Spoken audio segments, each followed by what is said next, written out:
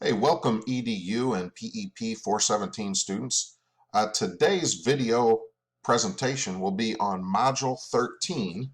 And in Module 13, we will introduce you to the field of coaching. We will have 3 separate lectures on coaching. This one will be Introduction to Coaching. That's athletic coaching. You'll learn about roles of a coach, the NIAAA's legal duties of a coach, some professional settings and requirements, and we'll end with, if you want to get into the field, and a dilemma. So we'll start off, if you go over here to your modules tab, module 13, have that all posted. There's an introduction, kind of tells you what we're going to do, this video lecture. Basically, I want you to download a couple of documents and read them. They're short documents, 1 page each, I believe. And then right here, we will have an assignment at the end of this, which is a 2-part assignment, the discussion about a coaching dilemma, which you'll learn about as we go, and we'll talk about how to handle it in this video. I'll give you some instructions so you can do better on that discussion assignment. And then I want to remind you about that final assignment that's due in Module 15. Introduced you to it in Module 12 last week, and it's going to be specific to you. It replaces the observation assignments, and it really is determined what your level of assignment will be by how far you had made it by midterm with your observations.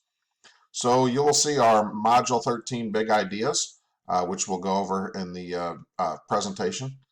Your objectives are listed here. There are 8 different ones that you should be able to do by the end of this module. Your readings and materials is basically there is no outside of class reading for this assignment. What you should do is watch this video, which you already have going, and then download the coaching unit documents. There are 2 of them for this unit. All right, and your assignments we'll go over at the end of the video presentation.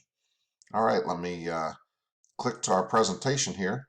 And we were going to start out talking about coaching athletics. This is an area that I'm really passionate about, have a extensive background. I started coaching youth with elementary and middle school kids, worked up to coaching high school, and then spent over 10 years coaching collegiately. I coach basketball and baseball is my background, where I ended up focusing on basketball later.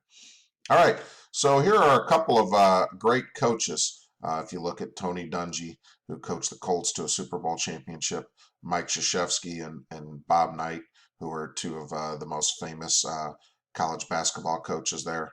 Pat Summitt was a trendsetter in women's basketball, and so on.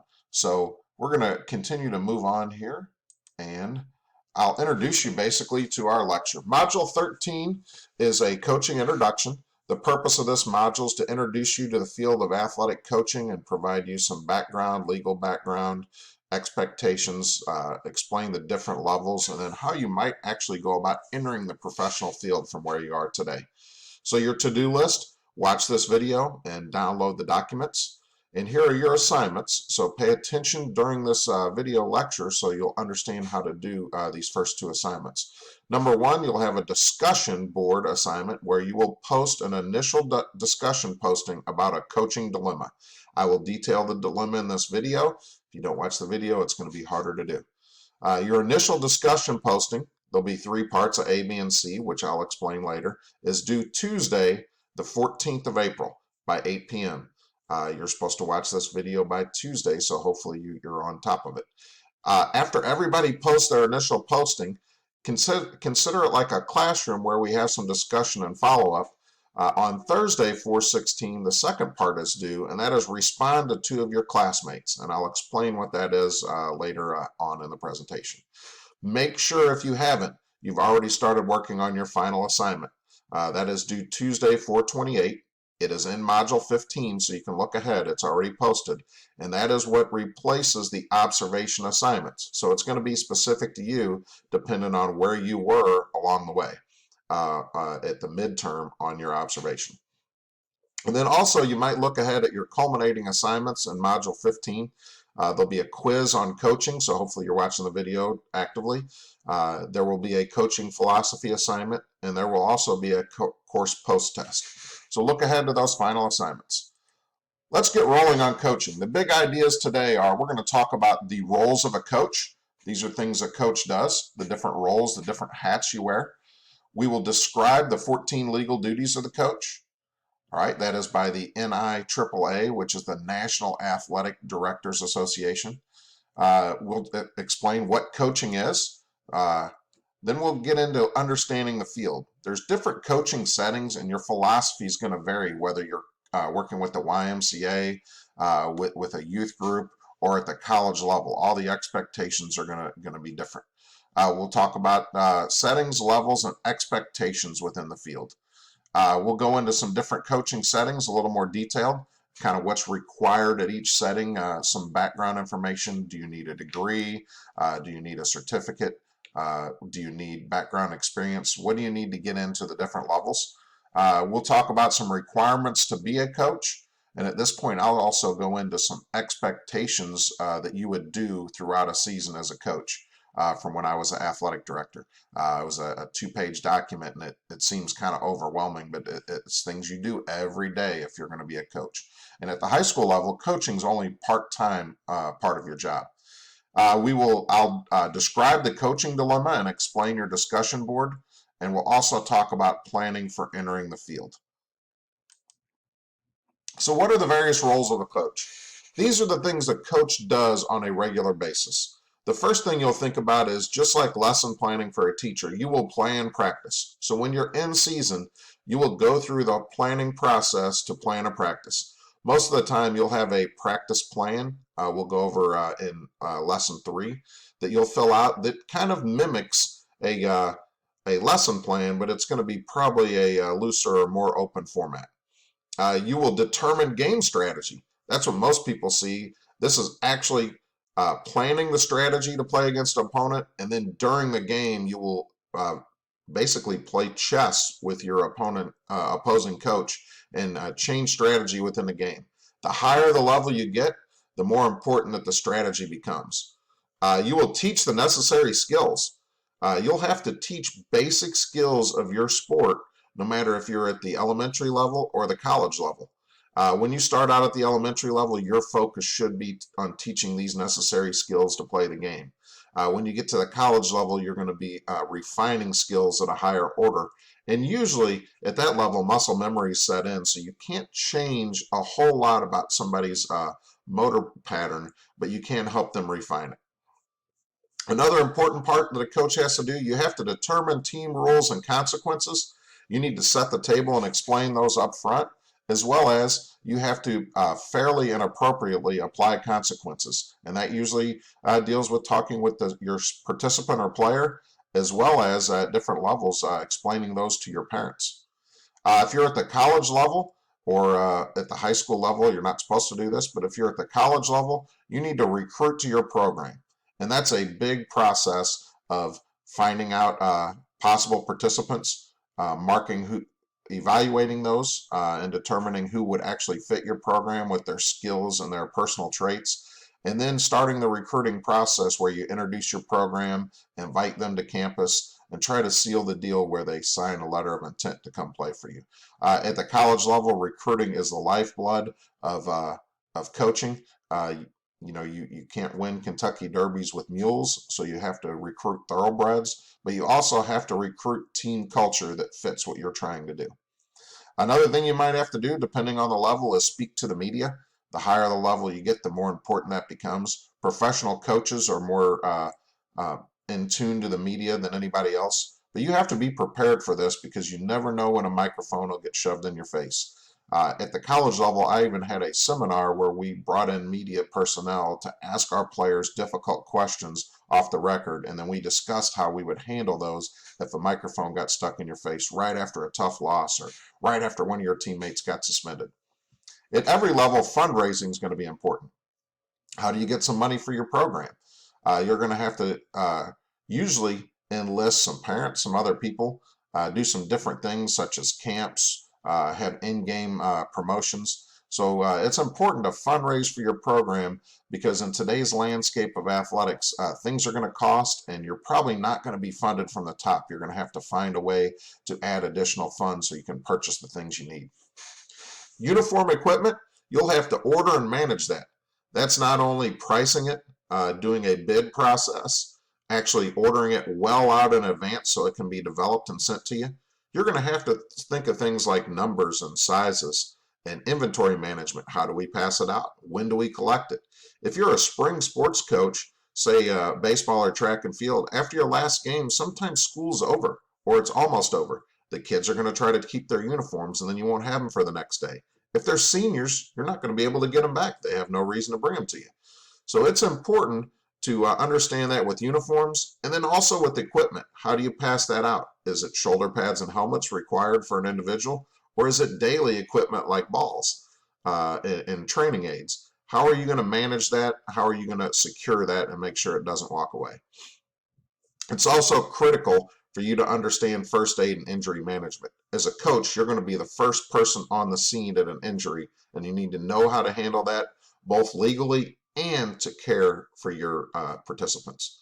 Playing time decisions are tough. You need to discuss that with your assistants and determine up front, are we going to play the people that play the hardest and do the right things off the floor, or are we going to play the best players with the most skill that can help us win? Sometimes the players with the most skills, if they have personal issues such as selfishness, they don't help you win as much either. So look at your playing time decisions. And remember, it's not just this game, it's a long-term part of your program on those playing time decisions. You should always find a role for everybody in your program. If you're up or down big in a game, or if you're in a play scenario where a certain position doesn't make a difference, try to get some playing time for those individuals that are on the end of the bench early in the season and throughout the season, so you don't lose them as the season goes on. As well as you want to continue to motivate, excite them, and keep them attached to your program.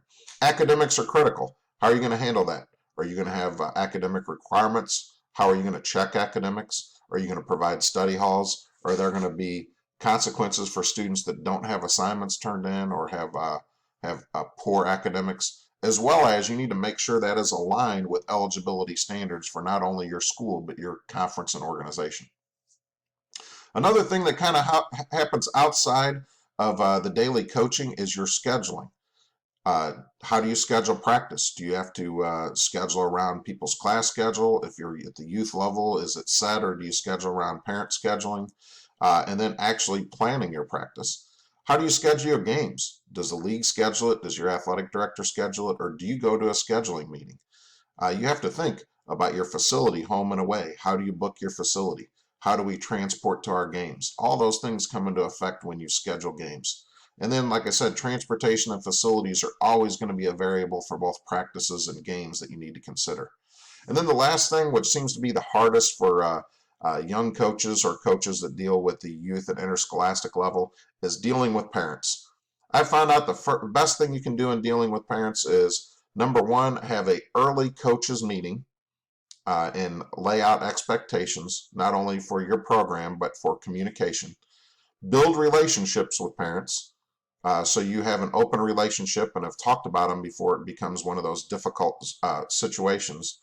And then set down some rules. Don't talk to parents before or after a game. And if a parent wants to have some kind of conflict type meeting, that you need to set up a meeting and bring that in with the parent and the athlete. I never ever had a meeting without the parent and athlete available, so we could come to a solution. All right.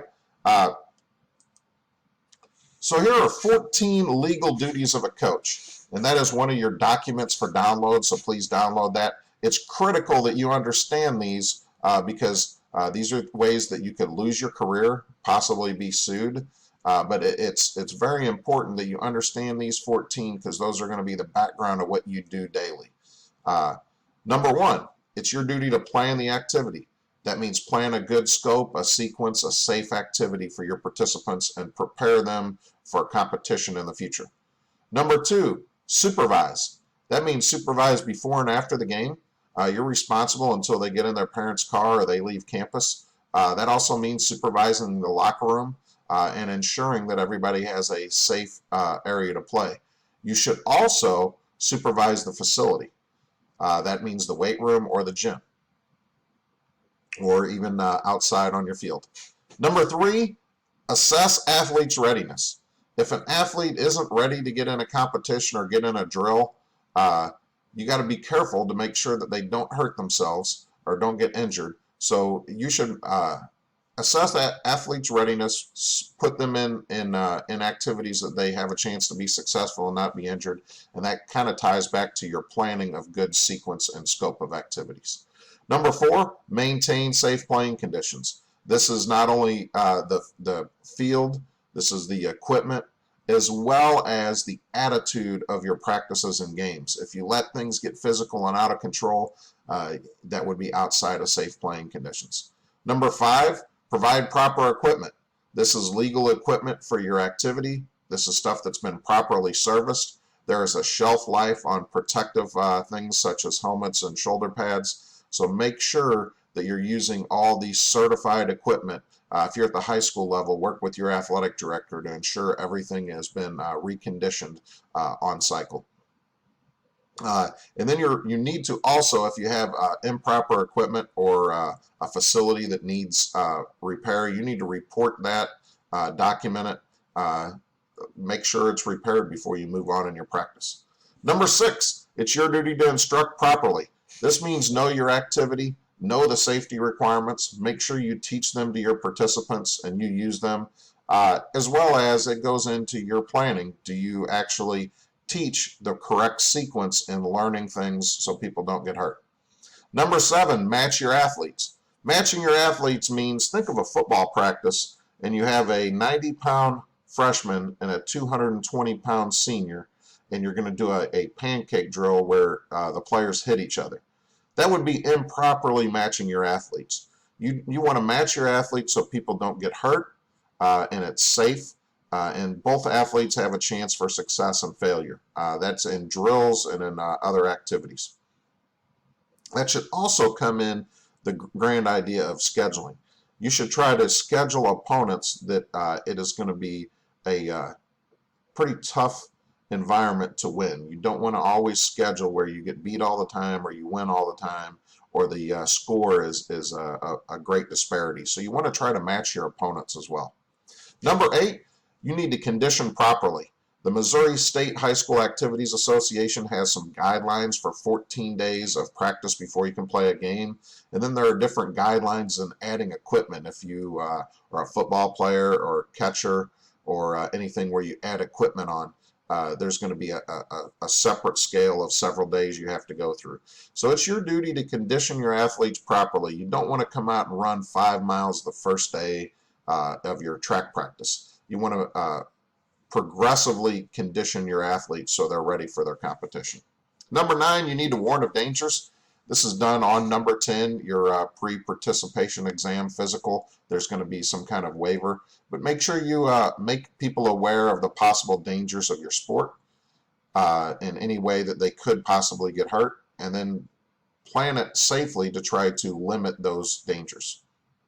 Number 10 is your PPE, which is a pre-performance or pre-participation exam.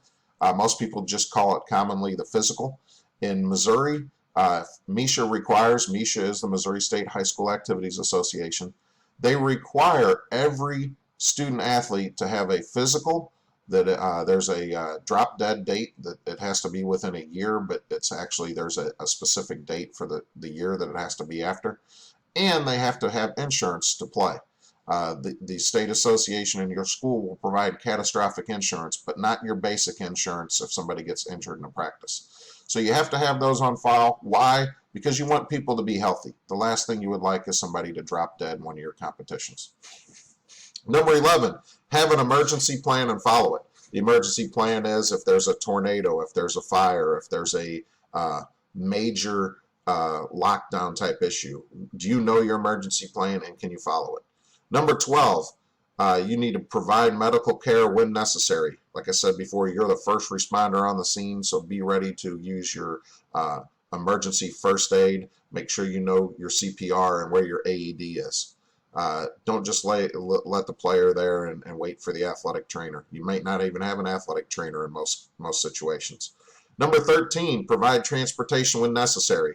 Never leave an athlete at an area until you've seen that they have transportation, whether they get in their own car and leave campus. You should also try to provide transportation to and from away games. Some private schools don't do that, but that should be part of the whole idea of scheduling. And then 14, be trained. All right. If you are a head coach, it's your job to supervise and train other coaches in your program, oversee them, mentor them, and provide some training so everybody can grow as well as you can maintain some program integrity. What is coaching?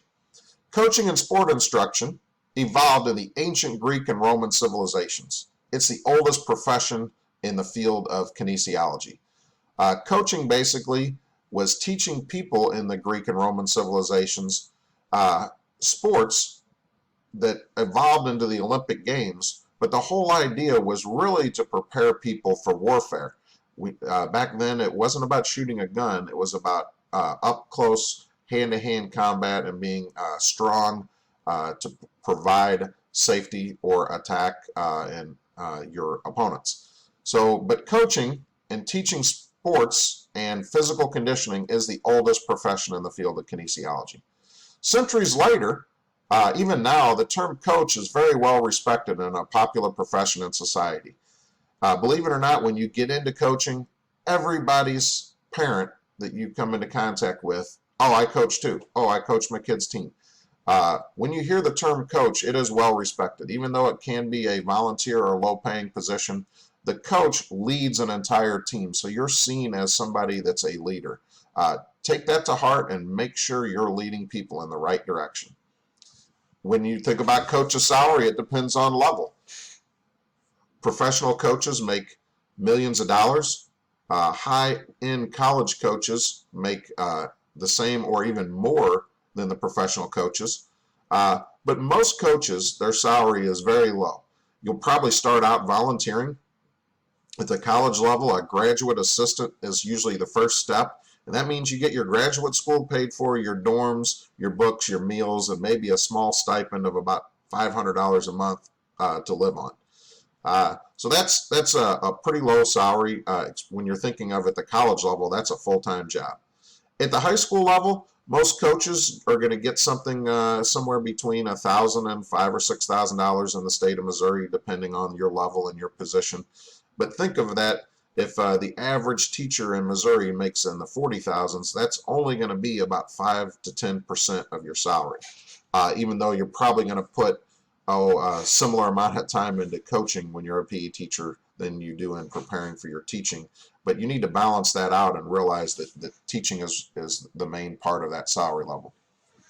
Coaching may require a degree, some certification, and some extensive training depending on the level you go into and your specific state or organization's requirement.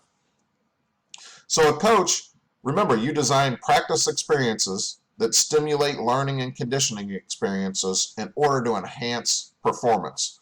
Most people focus on the competition, but really you need to focus on the practice and development of your athletes to prepare them for competition. I always said practice is like teaching every day, and a game is like a test that I have at the end of the unit. So we try to prepare you for that final evaluation.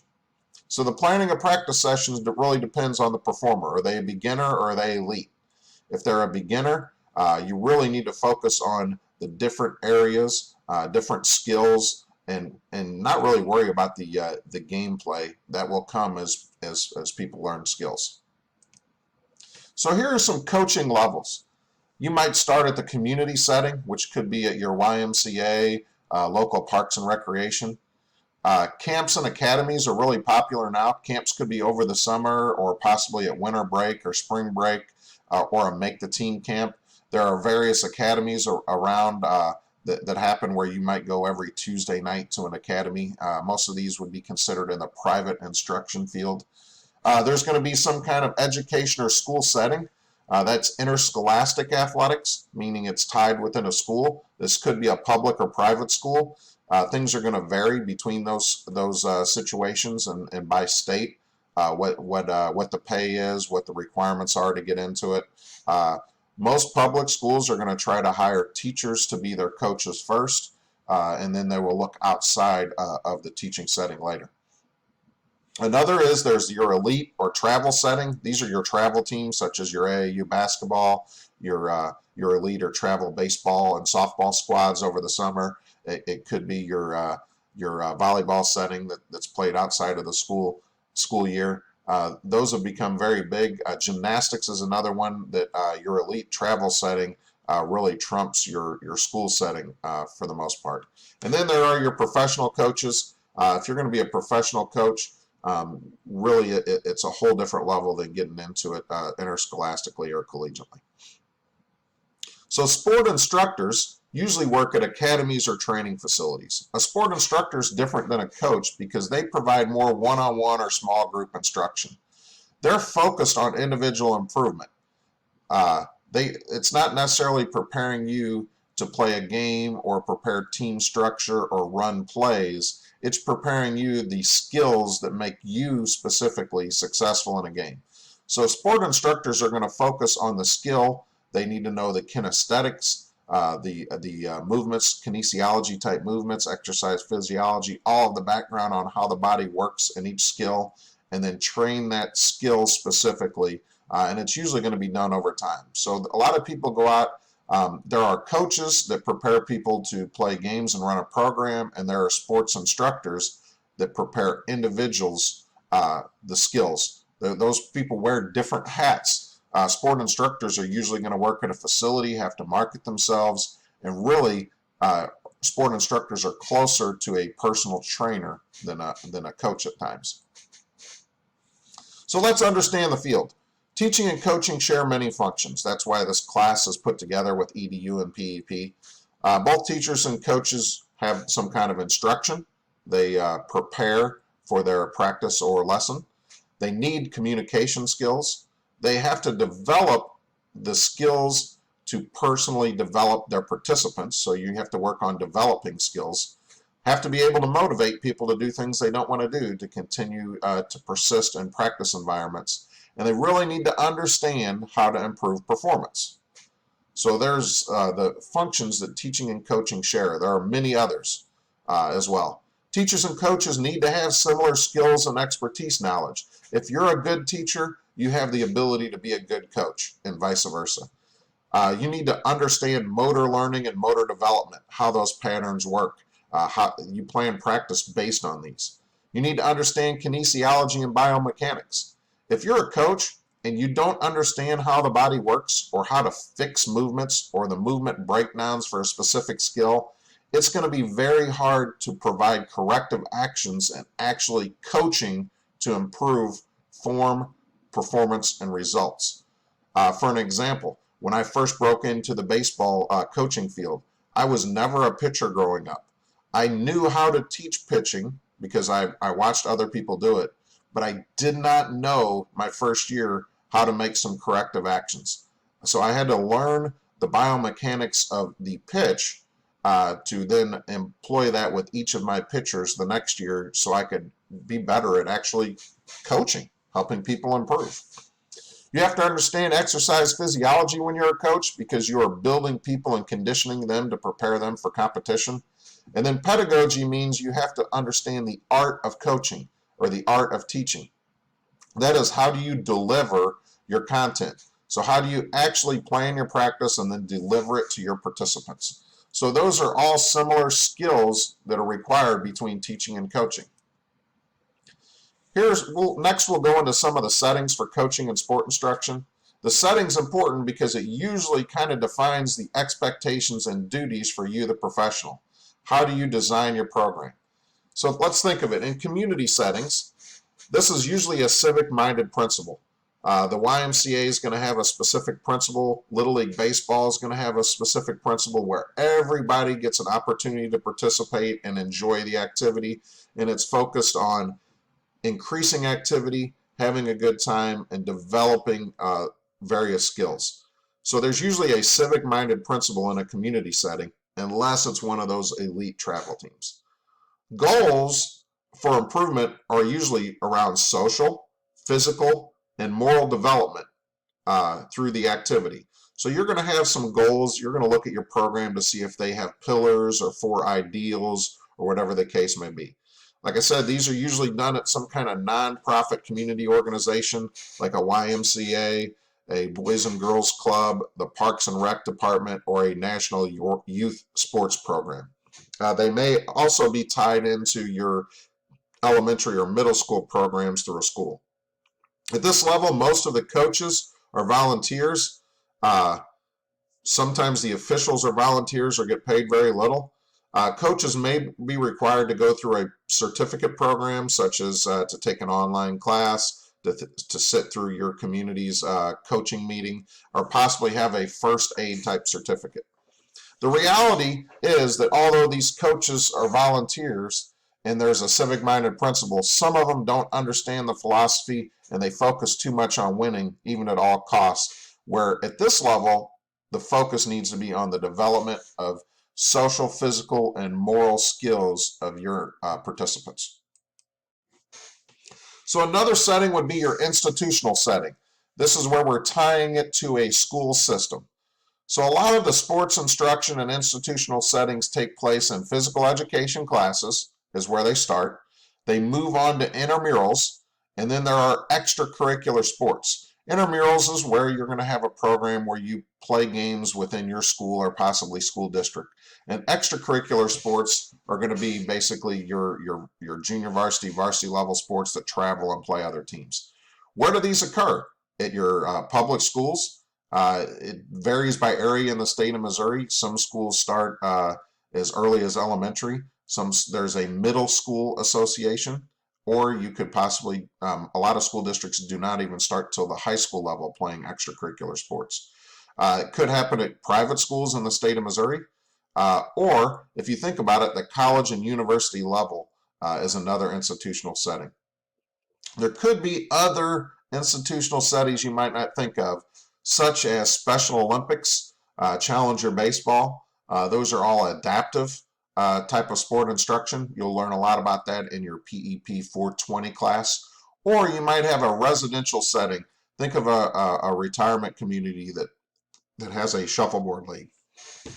So here, the level of competition determines the focus of what your philosophy is. It could usually be a part-time position. Most coaches at the high school level are going to be a teacher first and a coach second, or they might be a counselor, or they might have a job outside of the school system. In Missouri, most head coaching jobs at the varsity level are probably going to pay between $2,000 and $5,000 or $6,000, which you can't live on. That's for the entire year. At the institutional level, it really determines exactly where you're at. But for a varsity high school head coach in the state of Missouri, for most sports and activities, it requires a bachelor's degree. A teaching certification is preferred, and you have to have some expertise and background, as well as you'll have to pass various certifications such as first aid, CPR, concussion management, and a basic coaching principle certification program. You must focus here on a lot of things: preparing for competition, practice planning, and then you're going to include areas of participant conduct, eligibility, and making sure people meet your organizational values. So what are some coaching requirements? They really vary by level. If you're a volunteer, you may not have much you have to do. You might start volunteering and get sent to a coaching principles course, a coach's meeting, or a first aid CPR type certification program. There are state and national association requirements, and those vary by level. If you're working with a organization, the organization is going to set that. If you're working with a high school, Missouri has a specific level of certification for each position. And if you want to break into the field of coaching in Missouri, come see me and I can go over those with you. They change year to year. There are institutional requirements too. Your school may set a policy. The college, if it's at the college level, may set a policy that is either in line with the organization, such as the NCAA, or the conference, such as the MIAA. Education really depends on the position and institution. At the high school level in Missouri, You're going to have a teaching certificate or a bachelor's degree. There are emergency situations determined by the position, your school, and the setting. So you'll look at that. At the college level, for the most part, you're going to have a degree to get into that, but your institution is going to set that exact expectations. So certifications. The American Sport Education Program offers a coaching principal certification. In the state of Missouri, you have to pass this by the end of your first year of coaching to be able to continue to get paid. And that is unless you have a bachelor's degree in education and a teaching certification. I took their program. It's a great program. It used to be you had to go sit through several days of training and go through a program. It was actually an awesome learning experience. Now they offer the program online. So you might want to look at that online program. And I would take this certification. It's great to put on your resume. The National Federation of State High School Associations, which is the NFHS, offers different certification. One that you will probably have to take if you get into interscholastic coaching in Missouri, they offer a concussion training program that you'll need to take to be able to coach at the high school level. Most coaches are going to have to take a first aid, CPR, and AED certification and keep that up to date. If you have anything to do with swimming or a pool, there could be lifeguarding certification. Most of the time, you will take a specific sports rules test. In Missouri, when you coach at the high school level, you'll take every season you'll take a rules test on the rule changes. If you're at the NCAA level, you're not only going to have to take a sports rules test, you're going to have to take the NCAA test to ensure you know the rules on recruiting and different things you can do there.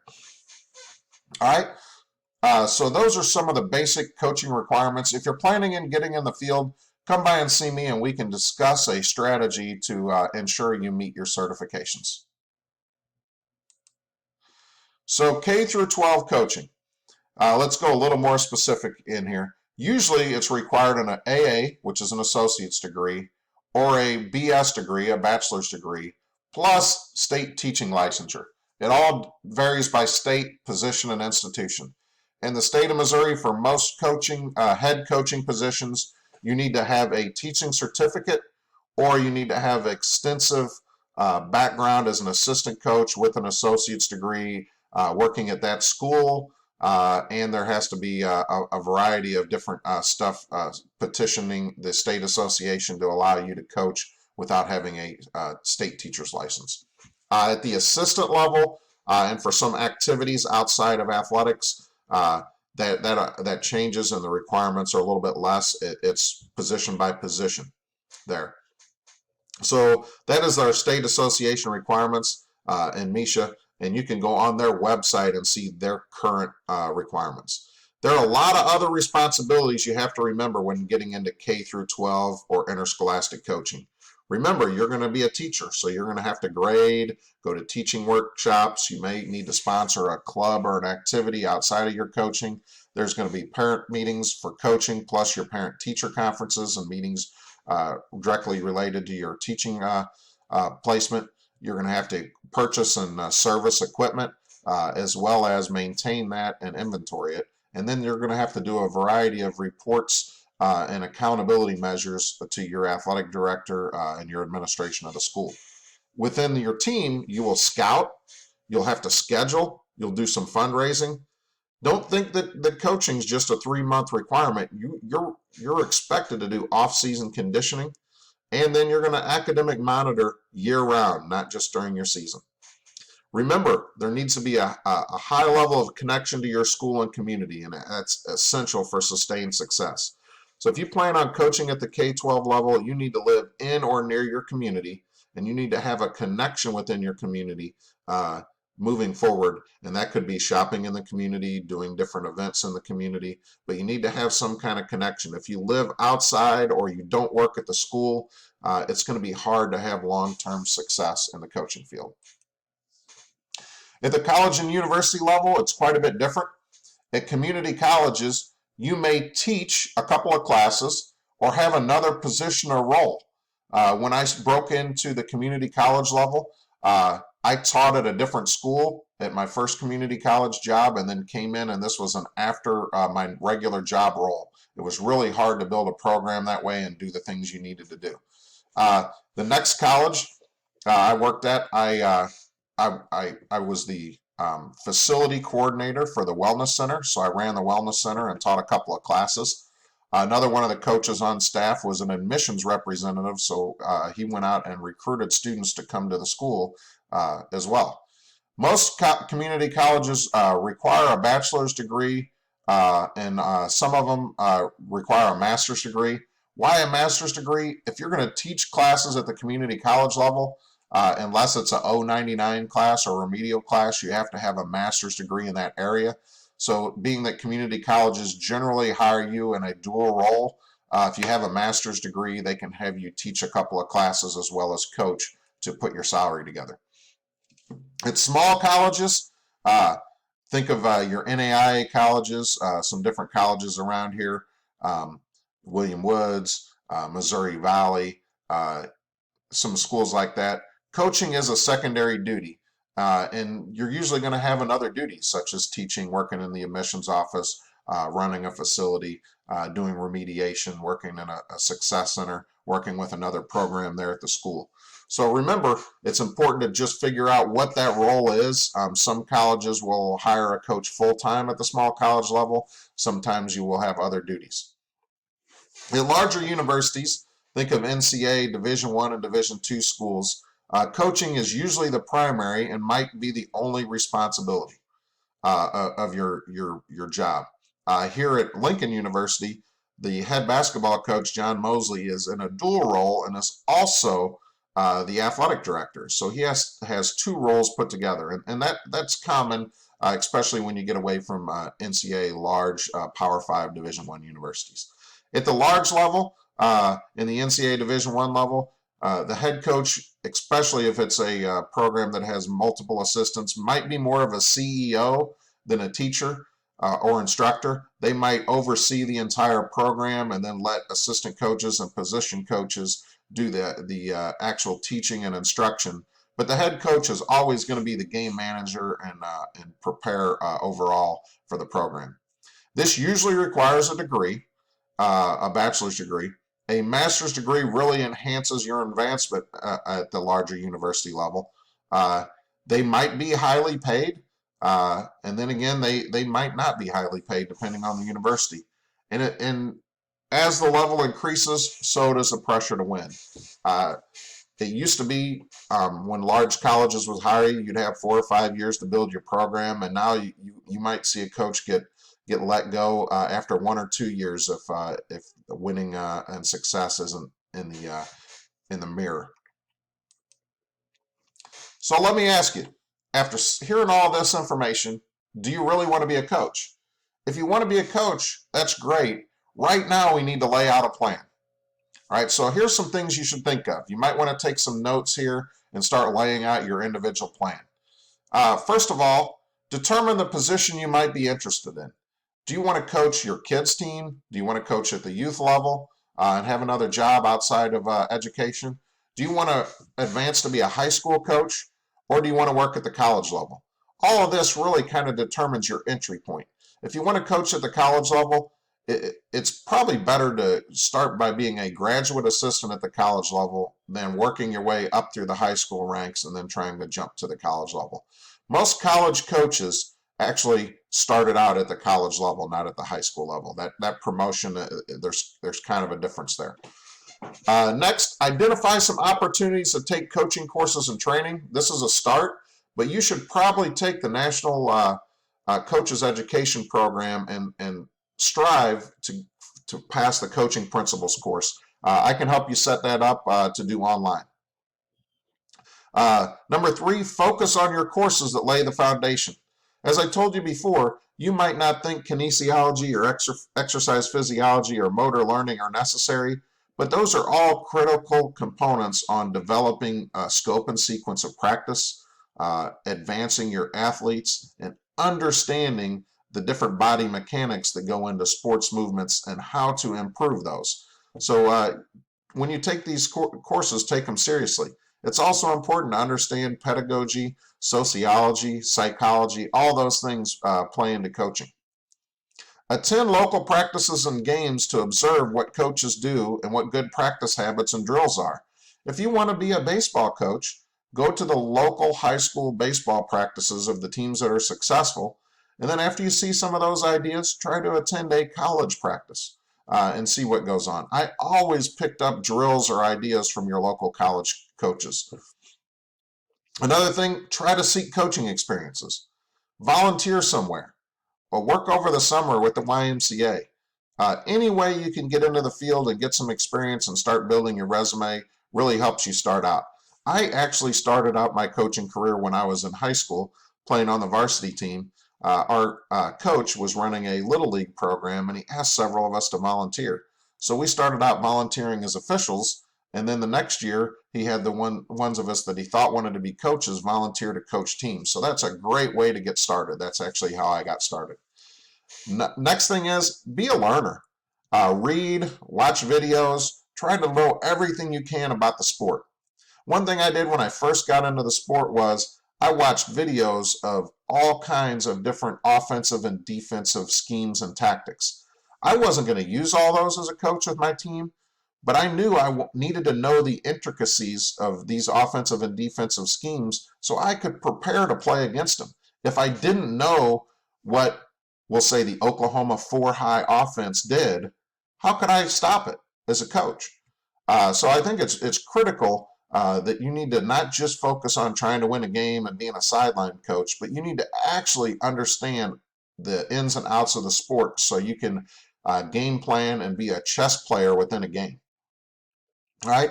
Another thing is build the network of active coaches.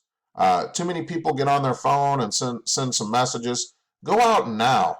Go to high school games. Introduce yourself to coaches and officials. If you want to work at a specific school, you need to go talk to their head coach, their athletic director. Start networking with people that can help you in the future. Attend a coaching clinic. There are football, basketball, baseball. There are clinics sponsored by the Missouri Coaches Association for every sport. These are great things to attend. They'll help you build your network as well as you'll learn a lot of different things. So try to do that before you graduate. And once again, add that to your resume. Become a member of your coaches association. If you want to coach a specific sport in Missouri, a student rate for joining a coaches association is only about $25 to $50 a year generally. You'll start getting a newsletter. You'll get to add that to your resume. You'll have some different networking events. And most of the time at the Misha State Championship, the Coaches Association is going to have some kind of event or possibly a free meal or hospitality room to go in and get some snacks and visit and network. And then the last thing on the list, but I think it's really critical, if you want to coach a sport, become a certified official in your sport. Not necessarily that you want to go out and officiate the game, but that is a great way to be ready to help out in the sport and grow the sport. But it helps you learn the rules. If you know the rules and you're a certified official and may even work some games in the off season to network with other officials, that will do nothing but expand your opportunities. When I was coaching, I always became a certified official for every sport I was going to coach. And then always stay up to date and continue to advance your knowledge and training. Remember, whatever team wins the national championship in your sport, other people are going to follow that. So if a team runs a 2-3 zone defense, a lot of people are going to start running the 2-3 zone defense next year. So be ready to have your offensive scheme developed for that. If a team like LSU this past year won the football championship, you know, they threw the ball all around, ran a spread. You know, be ready. This spread's going to continue to grow. So it's important to also stay up to date on rule changes and safety requirements as well as equipment information. So let's go through, we're about ready to wrap up, but I want to go through a coaching dilemma. So let me give you the background of a coaching dilemma. You're a former pro athlete. You coach at a local community college. We're going to put this in a basketball setting. So you're coaching an elite travel AAU basketball team. Your team is completely parent funded. You don't even do the fundraisers. And the parents pay $2,000 over the course of a season to pay for all of the travel. This includes hotels, tournament costs, things like that. Your team's playing at the national tournament, the National AAU tournament. There's a ton of college coaches and scouts there. And even though these are only 8th and 9th graders, the parents think that their college scholarship is going to be earned in this tournament. You just won your first 5 games. You're through day 2 of the tournament. You go back to the hotel, have a meeting with your team, talk about the game the next night, and tell them that there's a curfew of 11 p.m. that they need to be in their room. So that's your background. Remember, you coach at the local community college, but this is an AAU team. But people are going to look at what kind of decisions you make because you are that college coach. So here's a situation. The night before the finals, your star player misses curfew. It's not that he just missed curfew by 5 minutes, or he was out or she was out talking to somebody. They are caught vandalizing the hotel property. So your star team actually broke your curfew, broke your team rules that you've instilled at the beginning of the program, and had a team meeting with your team players and parents, and they were arrested for vandalizing property. The hotel, it was over $500. They had the police arrest your star player. What do you do the next day? Do you have some consequences? Do you suspend the player? That's a decision you're going to have to make. You have to not only think about how it's going to affect that person, you're going to have to think how it's going to affect your team, how it's going to affect your game planning and preparation for the next day, and how it's going to affect the long term of not only your program, but as your reputation as a coach. So what kind of decision do you make? We'll go down to the green. I would decide to sit the star out. That was my team rules up front. If you're arrested, you're going to be suspended from the team. You want to teach accountability and adhere to your ethics and values. So it's not only your program's values, but it's your own personal values as a coach. Think about this. Your team plays well, but they lose in the last seconds of the game. Team hits a couple of shots, and you end up losing by 5 points. Reflect on this. Did you still make the right decision? Was it more important to win the game than to have some ethics, values, long-term philosophy, and teach right from wrong? That's only a decision you can make. So after the game, the college scouts are talking to a few of your players. They're breaking the rules because they're not supposed to be talking to them, but you see them talking to them in the hallway. The parents of your star approach you, start yelling and screaming and threaten you. They yell they're going to sue you for loss of their sons and daughters' scholarship. Nobody's ever going to play for your team again. How does this make you feel? What are your initial thoughts right there? All right, number one, lawsuits generally, you're not going to, for playing time or holding somebody accountable. Athletics is seen as a privilege, not a right. So the courts are going to back you up for sitting a player out, so you don't really have to worry about that one. But this is a real life example. It's a situation a coach deals with. Do you still really want to be a coach? Hopefully you do, but you need to prepare yourself for dilemmas like this. So how are we going to walk through this coaching dilemma? First of all, we're going to do our culminating activity for this module is our discussion assignment following up to this coaching dilemma. So it's a 2-part assignment. The first part's due on Tuesday, April 14th at 8 p.m. and the second part's due Thursday, April 16th at 8 p.m. You have to do part 1 before you can do part 2. All right, so here's what we're going to do. We're going to do a discussion board posting. A lot of you have had online classes before, so you're familiar with this process. If not, I'll explain it. First of all, you're going to provide answers to each of the following questions in your initial discussion posting.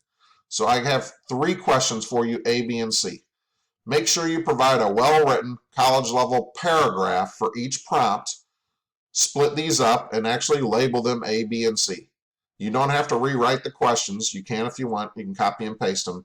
But I'm looking for a well-written college-level paragraph with some thought. So what are your immediate thoughts about handling the vandalism situation? All right. So what are your immediate thoughts? Think about what's going to go into your thought process. When I read that out, what did you think? Oh, no, we're going to lose the game. Am I going to have to sit them out? Oh, my rules were. So what are your initial thoughts? B, How did you handle the vandalism situation? I gave you the situation that the coach suspended the player and held the rules, but explain what you think you would do as a coach. Describe the consequences for the player and then explain why. If you decide to sit them out, explain why. If you decide not to sit them out or suspend them for a quarter or whatever, explain what led to that decision and why. Back up your decision. And C, imagine you're the coach in the situation and you did suspend the player. How would you feel about the parents' threatening behavior?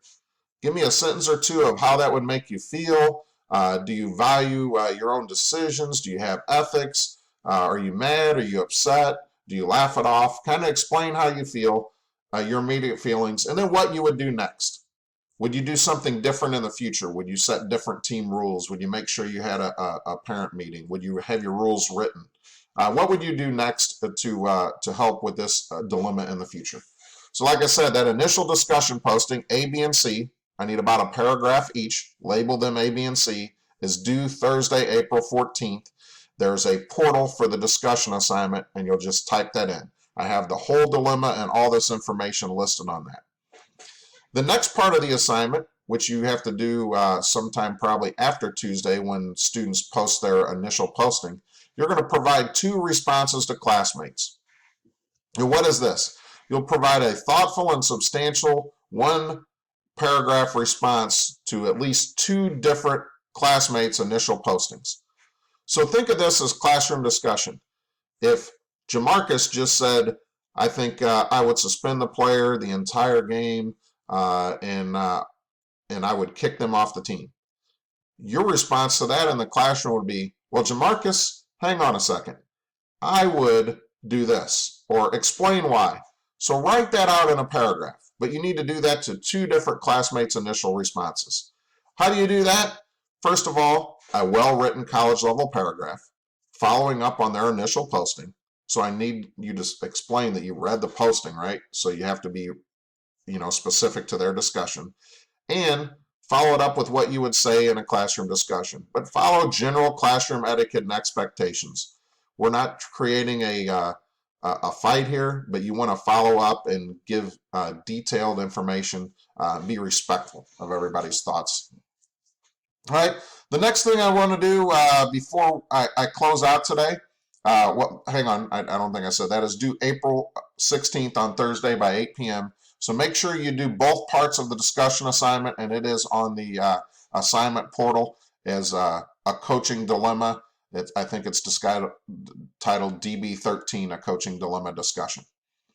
All right, so when I was an athletic director, I came up with a list of qualities of excellent coaches. So these are things that coaches would do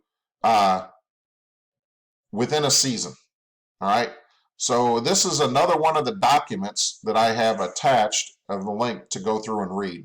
So read through this. I'm not going to read through every part, but if you look at it, this is 2 full pages of things that are expected of you if you're going to be a high school coach. All right, every program is going to be a little bit different. If you're a varsity coach, you're probably going to have to organize a senior game to recognize your senior participants. It depends on your program's philosophy. We organized a faculty staff appreciation day to invite teachers out to the game, just like a senior night, and they walked out with students. All right, you might have to have a clinic for elementary or middle school, and even if you don't have to, you should want to have one of these to develop your program. Things you need to remember to do at all times: just be a positive role model. How do you actually model, teach, and demand sportsmanship? You have to model it and teach it to expect it. All right. Read an article or book. Complete some professional development. You need to support the athletic department and then go to other games and attend rallies and meetings and other events. You should always strive to support the entire school's program. All right. So that is one of the documents. Read through that, and that'll give you an idea of what you should do to be considered an excellent coach. And we only want to develop excellent professionals here at Lincoln. So these are kind of some expectations for you. All right, the final thing, this is our final slide, and I'm just going to wrap up everything. So your coaching introduction module, you already watched the video if you're at this point. So download those 2 coaching unit documents from the document link, which is the same page that you got to this video clip through. And then here are your assignments moving forward. Number 1, have your initial posting to that coaching dilemma assignment due Tuesday, April 14th by 8 p.m. The earlier you get those in, the earlier that your classmates can start working on Thursday's assignment. If everybody waits till Tuesday at 8, then everybody's going to have to wait till Tuesday at 8:01 to do the second part of the assignment. The second part is respond to 2 classmates within that coaching dilemma discussion with something substantial about a paragraph following up on their initial response. 2 different students, all right, for full credit. That's due Thursday, April 16th by 8 p.m. The entire assignment's worth 20 points. Try not to be late. If you're late, then you cause your other students and classmates trouble because they won't have anything to respond to. Remember, your final assignment was directly related to you and where you were at the midterm for the observation. This final assignment will replace the observation. If you had over half of your observation done, you're doing the reflection paper. If you had less than half of your assignment done, you're doing extra lesson planning / video teaching. All right. And that's all due in Module 15 on Tuesday, April 28th. So you need to get to work. You won't be able to open that module on Monday and be able to finish all that by Tuesday. So that final assignment, you've been made aware of that several times. Get to work on it. And then you might also want to take a quick look ahead to Module 15. It's open for your culminating assignments. Those are going to be assignments that relate to this 3-part coaching lecture. One will be a philosophy paper, a short philosophy statement. You'll build your philosophy of PE if you're a PE teacher, or of coaching if you're a PEP or wellness major. Look at that assignment. It'll be due later in the week in Module 15. There will be a quiz over the entire coaching presentation. All right, so you'll take the quiz. Wait till you get through all the coaching presentations for that.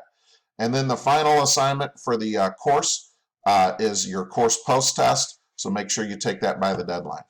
Hey, thanks for listening. Hopefully we introduced you to the field of athletic coaching, and hopefully you're motivated to become the best coach you can be.